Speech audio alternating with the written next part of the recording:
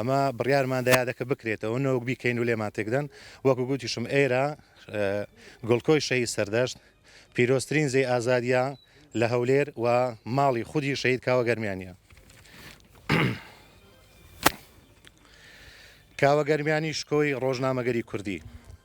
ئێمە وەک ڕێکخراوی زار بۆ بەرگری لە ئازادیەکان لە هەشتەمین ساڵیادی شەهید کاوە گەرمیانی وەک تێکڕای ڕۆژنامە نووسە شەهیدەکانی دیکە جارێکی تر و دەیان زاری تر ڕای دەگەێنین. نەوەک هەر لای ئێمە لە لای تەواوی ئازادی خواز و دادخواز و ڕۆژنامە نووس و چاڵاکانی ڕازگۆ حەقبێژان کەیسێکی کراوەی و بە هیچ شێوەیەکدا نەخراوە سیناریۆکانی دادگا و دەسەڵاتی کوردی لەم کەیسە و هەموو کەیسەکانی قەڵەمی ئازاد درۆیەشی زەقی تراژکۆمیدین.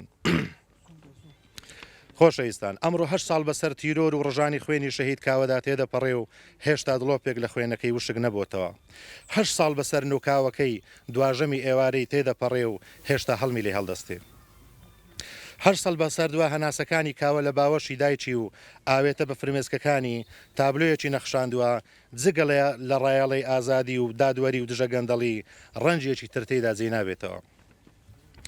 شەهید کاوە بە مەرەکەوی قەڵەم و خوێنە پڕ لە ئینسانیەکەی خۆی هێڵێکی ڕەشی پیرۆزی بەسەر تەواوی بەناو خەباتی کۆن و نوێی شاخ و شاری سەرانی کووردا هێنا و پێیگوتین ئەمانە جۆرێک لە خودی ڕەگەزی تاریچین هیچ کاتێک ڕووناگنابنەوە و ڕەشێکن هیچ خاڵێکی سپیان تێدا نییە و نەبووە و نابێ. شەهید کاوە گەرمیانی دوا پەردەی لە سەڕووی دەسەڵاتی گەنج کوژی کوردکوژی ئازادی کوژ هەڵماڵی ئەو خاوەنددارێتی و بەرپرسیارەتی و بڕشت و ڕەوازی بە پەیامەکەی سۆران و سەردەشدا و بە خوێنی خۆی ئەو هێڵە ئازادی و مرۆڤ دۆستیەی تۆخ و تۆختر کردەوە. لە خودی قەڵەمەکەی شەهید کاوە گەرمیانی دەسەڵاتی خۆسەپێنی گەنداڵکار لەسەر قوتی میلەتی برسی و داما و لە بێژنگ دەدا و لە بن بێژنگدا جگەل لە سەرانی دژە ئازادی و گەندەڵکار و خودی دز و خاین و جاشی دژمنانی تاران و ئەنکارە لەسەری ڕەش و دەباشان چیتر نبینین. کاوە گەرمیانی و هاوپەیامەکانی وەک شەهید سەردەشت و سۆران و ویدات و دەیانی تر لە خۆی پیشاندارانی دوێنێ و ئەمڕۆی سلێمانی و سەمسەماڵ و سەی سادق و کەیسی ئەو پەڕی غەدر و زوڵمی زندانیانی بادینان پەیام و بەیداغەکەیان تا دەیان ساڵی تر بەسەر هەرێمدا دەگەڕێ و گڕدەخوا و دەبێتە نێزە و تێشووی چەوساوان بەرامبەر دەسەڵاتی بێزەوەر و هێڵنجاوەری کوردی لە هەموو ڕوویەک. ئەوانە قەڵەمی ڕازگۆ بوون جاڕی ئەنەل حەقیاندا بۆ هەتایەش ئەو قەڵەمانەیان ڕیسوا کردەوە کە گەزاف و ئەکادمی بوون و نووسەر و ژمارەی کتێب و دەرکەوتنی سەرشاشەی تیڤەکان لێ دەدەن و لە بەرامبەر بکوژانیش هەڵوێسی سمن بکوم ئەمی دەنوێنن. گومانمان نییە ئەوە هەر خوێنی کاوەکانە ئەوە هەر پەیامی کاوەکانە دەبێتە هاواری کەم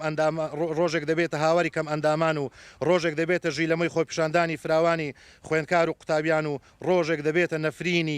نەفرین لەم دەسەڵاتە و کۆچی بە کۆمەڵ لەم هەرێمە و دەبێتە تۆی ئازادی خوازی و بنپێخستنی ئەو دەسەڵاتە کوردیەی شکۆی تاچی کوردیان خستە ژێرپێی دژمن و خیانەت و جاشایەتیان بە پینە و پەڕۆ بە میلەت فرۆ. لە ساڵیادی تیرۆرکردنی شەهید کاوە گەرمیانی ساڵێکی تریش دەچێتە سەر تەمەنی ئەو ساڵانەی بە کوژانی کاوە گەرمیانی هێشتا بە ئاشکرا لە دەرەوەی یاسادان و سزا نەدراون. ئێمە لە کاتێکە یادی شەهیدی ئازادی کاوە گەرمیانی دەکەینەوە بە کوژانی دەیان شەهیدی تری ئازادی ڕادەربڕین هێشتا لە دەرەوەی یاسادان و بە بەرچاوی ویژدانی دادگا و هێزی دەسەڵاتدارانەوەن. دیزە بە دەرخۆنەکردنی کەیسەکانی ئازادی ڕادەربڕین و سزانەدانی تاوانباران لە حاڵەت دەرچووە و بۆتە دیاردا. ئەوەش ڕاستەخۆ دەسەڵاتی سیاسی و دادگاکان و هێزە دەسەڵاتدارەکان لێ بەرپرسن. کوا بکوژانی کاوە گەرمیانی و شەهید سەردەش عوسمان و دەیان ڕۆژنامەنووسی تر و بکوژانی خۆپیشاندانەکان. ڕاستە دادگاکان بکوژانی سەردەشت و کاوە ئەوانی تریان دادگایی نەکردووە. بەڵام بەشداری نەکردن و دەنگنەدانی زۆرینەی خەڵکی کوردستان بە هێزە دەسەڵاتدارەکان باشترین دادگاییکردنی ڕاستەقینەی خەڵکە بۆ ئەم دەسەڵاتە. بێگومان ئەوەش لە ئەنجامی تێکۆشانی خوێنی کاوە گەرمیانی و سەردەشت و شەهیدەکانی تری ئازادی ڕادەربڕین و بەردەوامی بزوتنەوە کۆمەڵایەتیەکانە لە هەرێمی کوردستان. ئێمە مێژووی ئازادیمان تەنها لە سەردەستی تێکۆشەرانی دوێنێ نانووسینەوە. مێژووی ئازادی ڕاستەقینەی ئێمە لە سەردەستی شەهیدانی قەڵەم لەلایەک و لە سەردەستی ئەوانش دەنووسینەوە لە سەنگەرەکان ڕوبەڕووی داعش و داگیرکەران دەبنەوە. بێگومان ئەوانەش وەک شەهیدانی قەڵەم کوڕی کرێکاران و جوتیاران و هەژارەکانن، نەک کوڕی بازرگانانی سیاسی. بەناوی خودای گەورە و میهرەبان. لە 8مین ساڵیادی تیرۆری کاوەگەرمیانی شەرەفمەندین و خۆمان بەسەر بەرز ئەزانین لەسەر گۆڕی شەهید سەردەش عوسمان ئەم یاداکەینەوە لەگەڵ ئێوەی ئازادی خوازان. لە ساڵیادی شەهیدی قەڵەم کاوەگەرمیانی هەزاران درود و سڵاو ئەنێرین بۆ سەرجەم شەهیدانی قەڵەم و شەهیدانی حەفدەی شوبات و شەهیدانی نان و ئازادی. بەڕێزان، خوێنی بە ناهەق ڕژاوی شەهیدی قەڵەم کاوەگەرمیانی کردەوەیەکی ئاسایی و تاکە کەسی نییە، بەڵکو تاوانێکی گەورەیە دەرهەق بە هەموو ئازادی خوازان و ڕۆژنامە نووسان.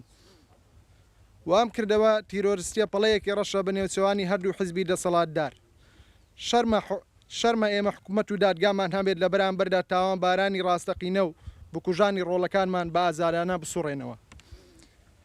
بە بێدەسەڵاتی و بێدەنگبوونی دادگاکان بەرامبەر بکوژان و تیرۆرکەران بەرپرسیارەتی هەموو ئەو کردەوە وەحشیگەرانە ئەخاتە ئەستۆی خۆی. بۆیە ئەمڕۆ ئێمە لێرەوە ئەوە دووپات دەکەینەوە تا ئەم ڕۆژەی بکەران و بکوژانی ڕاستەقینەی ڕۆڵەکانمان لە دادگایەکی عادیلانە و بێلایەن بە سزای یاسایی خۆیان دەگەن خواستی ئاشکراکردن و دادگایکردن بەسەر سەری هەردوو حزبی دەسەڵاتدار دەبێ بخولێتەوە. بەداخەوە لە زێر سایەی هەردوو حیزبی باڵادەست گرتن و ڕفاندن و کوشتنی ڕۆڵەکانمان بە ڕۆژی ڕووناک و بەبێ شەرمانە و بەبێ بەزەیانە بۆ تا نەریتێکی شانازیگرانەیان. ئازیزان، بەردەوامی ئێمە بۆ مەرگی ڕۆڵەکانمان و دەست هەڵنەگرتن لە کەیسەکانیان و یادکردنەوەیان بۆ ئەوەیە جەلادەکان بزانن گەر ببن بە فریشتەش لە دیدی ئێمە و ئازادی خوازان هەر بکوژ و جەلادن. لە کۆتاییدا ئەم بەڵێنە دووپات دەکەینەوە کە درێژە پێدەری هەمان ڕێگا و ڕێبازی ڕۆڵەکانمان دەبین. قەڵەمەکانمان لە جاران تیشتر دەبێت و هەرگیز ماندوو نابین لە بەسساگەیانی بکوژان و تاوانباران.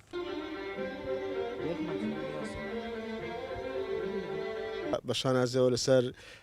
گۆڕ شەهید سەردەشت عوسمان شەهیدی قەڵەم کەوا یادی شەهید کاوەگەرمیانی دەکەینەوە. من وەکو پارێزەرێکی ئەم کەیسانە تەواوی کەیسە سیاسیەکان ئەو کەیسانێکەوە ئازادەکانی مافی مرۆڤ بەردەست دەکرێتەوە بەبێ هیچ جێدانە لایەنێکی سیاسی و یاخود ئایدۆلۆژیایەک ئێمە بەرگری دەکەین لەو کەسانە سەبارەت بەو کەیسانەی کەوا لە بەردەستماندایە بە تەواوی کێسەکان تاوەکو ئێستا کە هیچ توخمێش سزاییتیان نەبووە، تەنها ئەوەیە ڕۆڵەیەکیان ئەو شکلی پێ قبولکرااو نەبووە یاخود قسەکان پێ قبولکرااو نەبووە، هەستاوە بەداڕشتنی سیناریۆیەک تاوەکو بە سزایان بگەێنیتن. ئەمەش خۆی یاسا داڕژرا بۆ ئەوەی تاوەکو تەنزیمکردنی کۆمەلگا بکاتن و ئەو چالاکوان و ئەو شەهیدانەی قەڵەمکەوە تا ئێستا کە خەبات بەردەوام و بەردەوامیش دەبن تەنها بۆ ئەوەیە یاسا بەرقەرار بێت تاوەکو کۆمەلگا تەنزیم بکرێت و بە ژیانێکی ئاسایی بڕاتن. بەڵام ئەو کەسانەی کەوا ئەو بابەتیان پێ قبولکراونیە هەڵەستن بە داڕشتنی سیناریۆیەکەوە خۆشیان باوەڕیان بەو سیناریۆیە نیە. ئیتر من وەکو پارێزەری خۆبەخشی تەواوی ئەو کەیسانەی کەوا لە بەردەستمان بووە و بەڵێن دووپات دەکەینەوە لەسەر گۆڕ شەهید سەردەشت لەو هەر کەیسێک ئەگەر هات و دەسەڵات هەر کەسێک بێ هەر لایەنێک بێتن زوڵمی بەرامبەر بکاتون ئێمە ئامادەین کاری بەرامبەری بکەین و ئەو کەیسەی شەهید سەردەشت و کاوەگەرمیانی تەواوی شەهیدانی تر لە لۆکەری ئۆفیسەکانمە هەڵمان گرتو تاوەکو ڕۆژێک دابێت ئەو دادگایە کە ئێمە دەمانەوێت داوای حەقی ئەو کەسانە بکەین و داوا بکەین بکەرانی ئەم کردوانە بە سزا خۆیان بگات لەو کاتا ئەو کەیسانە زیندوو دەکەینەوە بە دڵنیاییەوە با خەیاڵیان لەوە ئاسوودە بێت کە ئێمە بە هیچ شێوەیەک دەستبەرداری ئەو کەیسانەین کەوا چەندین ساڵە ئەنجام درراوە ئەو کەیسان لا ئێمە هەر ئەو دقی ئێستا قسەتی داکەین ئەنجام درراوە بە دڵنیاییەوە چاوەڕی ئەو دادگایە دەکەین کە دادگایەک بێتن بۆ ئەوەی تۆمەتباران و بکەرانی ئەم تاوانانێکی قێزەوانانەی دژی مرۆڤایەتی ئەنجامیان داوە ئێمە لە دادگاکان مافی ئەو کەسانە وەربگرینەوە کەوا زوڵمیان بەرامبەر کراوە.